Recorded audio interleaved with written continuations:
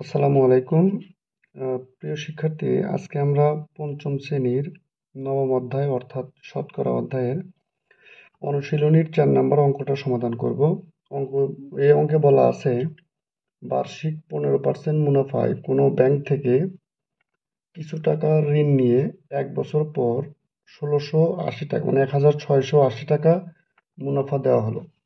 আসল কত ছিল? অর্থাৎ আমাদের এখানে আসল বের করতে হবে। আমাদের এখানে মুনাফার হার দেওয়া আছে 15%, এখানে আমাদের মুনাফা দেওয়া আছে ১৬৮০ টাকা, সময় দেওয়া আছে ১ বছর। এখন আমাদেরকে বের করতে হবে যে এই 15%-এ যদি ১৬৮০ টাকা যদি আমাদের মুনাফা হয়, তাহলে আমাদের আসল কত ছিল? তো আমরা এখানে অঙ্কটা খুব সুন্দরভাবে সমাধান করতে পারি। আমরা লিখতে পারি দেওয়া আছে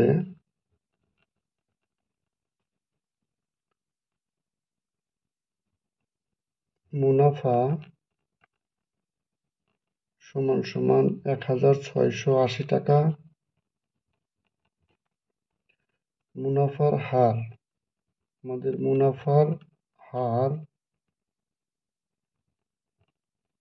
সমান 15%।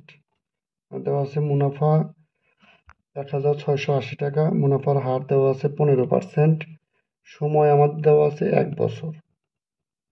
সময় ১ বছর।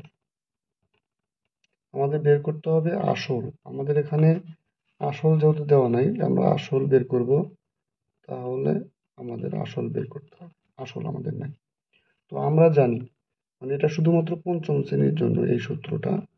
আমরা জানি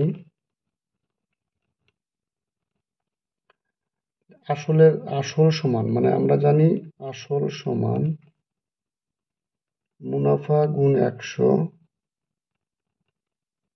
এই সূত্র শুধুমাত্র পঞ্চম শ্রেণীর জন্য, চতুর্থ পঞ্চম শ্রেণীর জন্য। মুনাফা গুণ ১০০, মুনাফার হার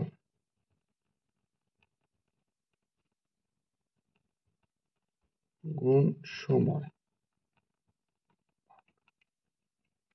তো আমরা এখানে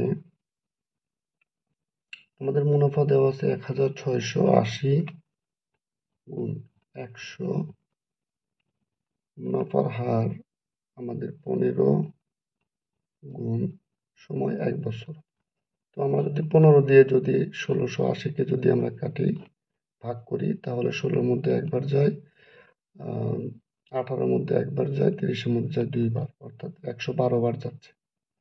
তখন আমাদের এখানে অ্যান্সার হবে এই ১১২, আর এখানে ২টা শূন্য আছে, ১০০ গুণ করলে ২টা শূন্য বেড়ে যাবে, অর্থাৎ আমাদের ১১,২০০ টাকা।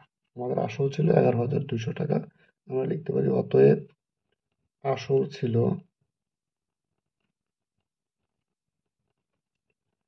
১১,২০০ টাকা। এই হলো আমাদের অঙ্কের সমাধান। আমাদের অঙ্কে বলছিল, এখানে আমাদের অঙ্কে মুনাফার হার দেওয়া ছিল, আমাদের অঙ্কে মুনাফার পরিমাণ দেওয়া ছিল, আমাদের অঙ্কে সময় দেওয়া ছিল ১ বছর। আমরা যদিও বার্ষিক মুনাফার সূত্র দিয়ে অঙ্কটা করতে পারতাম, মানে আসলের এখানে আমাদের সময়টা দেওয়ার দরকার ছিল না।